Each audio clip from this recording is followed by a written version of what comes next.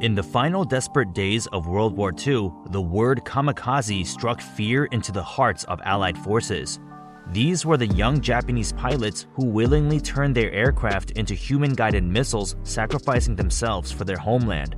But what if I told you there were kamikaze pilots who survived their missions and returned home? What kind of fate awaited these men who, against all odds, came back from a mission designed to end in their death? These are men who defied the odds and the expectations of their own country only to face a different kind of horror back home. Were they celebrated or condemned? Join us as we reveal the grim reality that awaited those who were expected to die but lived to see another day. This is the horrifying fate of kamikaze pilots who returned home. The Kamikaze Mission. To understand the fate of kamikaze pilots who survived their missions, we need to explore the origins of kamikaze tactics. In World War II's Pacific Theater, Japan, desperate as Allied forces advanced, revived the term kamikaze or divine wind from 13th century typhoons that saved Japan from Mongol invasions. This inspired a sacred mission for kamikaze pilots. The Imperial Japanese Navy first used kamikaze tactics at the Battle of Leyte Gulf in 1944, viewing these suicide missions as a desperate but necessary strategy against superior Allied forces. The Japanese Army Air Force soon adopted this tactic, buoyed by its early success. The cultural roots of kamikaze missions lay in the Bushido Code, which emphasized loyalty and self-sacrifice and the veneration of the emperor, instilling pilots with a sense of divine duty. Severe shortages of resources, including fuel and experienced pilots, made kamikaze tactics a grim necessity. Early attacks effectively damaged Allied ships, leading to their continued use despite growing desperation. Pilots were a mix of genuine volunteers driven by patriotism and those coerced into service. Training was minimal, focusing on basic piloting and targeting, with an emphasis on completing the mission at all costs. The aircraft used included the Mitsubishi A6M-0, modified with extra fuel and explosives, and the Yokosuka MXY-7 Oka, a manned flying bomb specifically for kamikaze missions. The tactics of kamikaze attacks. Kamikaze attacks were carefully planned to overwhelm Allied defenses, focusing on high-value targets like aircraft carriers and battleships. Initially, they caused significant damage and provided a tactical advantage to Japan. However, as the Allies improved their anti-aircraft fire and radar systems, the effectiveness of kamikaze tactics declined. Despite their commitment, the kamikaze pilots suffered heavy losses. Thousands of aircraft and pilots were sacrificed, reflecting Japan's dire situation.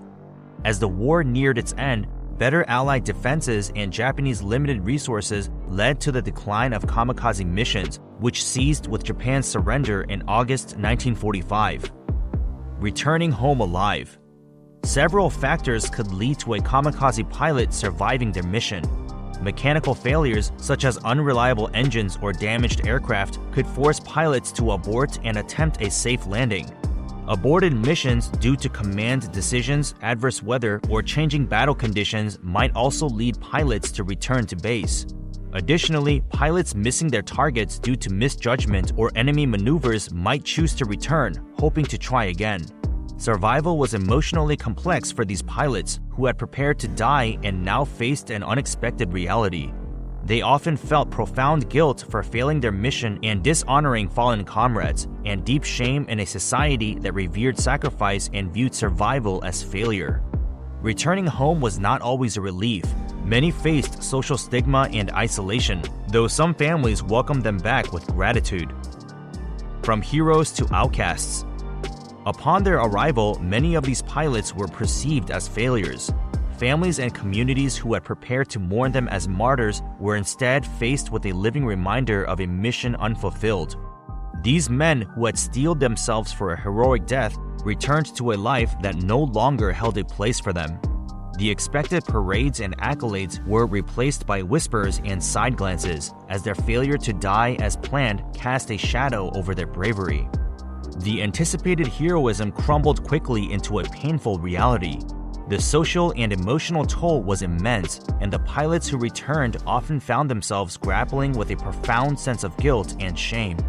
The cultural stigma attached to surviving a kamikaze mission was crushing.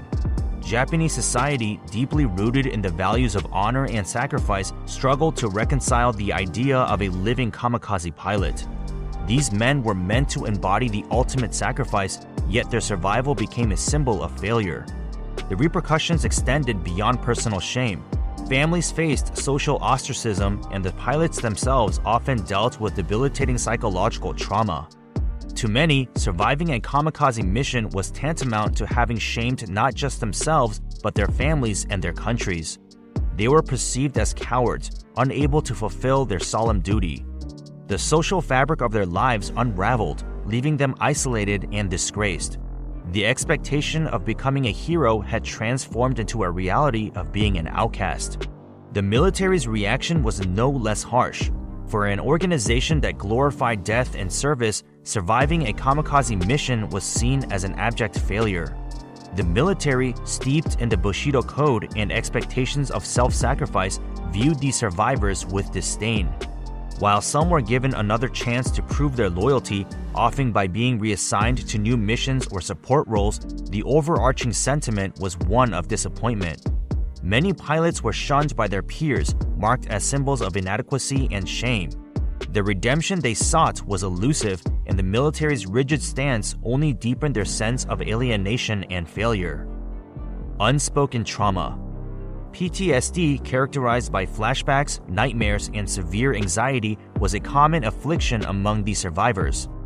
Imagine the psychological burden of knowing you were meant to die in a fiery crash, only to miraculously survive and live with the memories of your fallen comrades.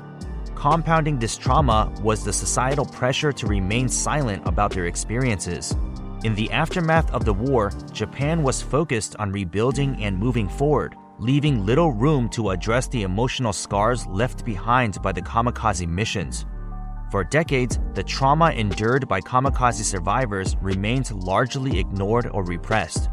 But in recent years, there has been a growing recognition of the need to break the silence and address the mental health challenges faced by these veterans.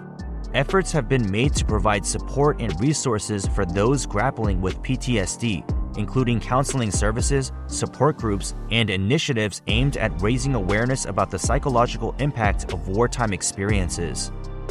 The kamikaze legacy. Now let's shift our focus to modern perspectives. How does contemporary Japan view these pilots and their actions? It's a stark contrast to the wartime attitudes that once glorified their sacrifice. Today, there's a growing recognition of the tragedy behind the kamikaze missions. They're no longer celebrated as heroes, but rather remembered as victims of a brutal war machine.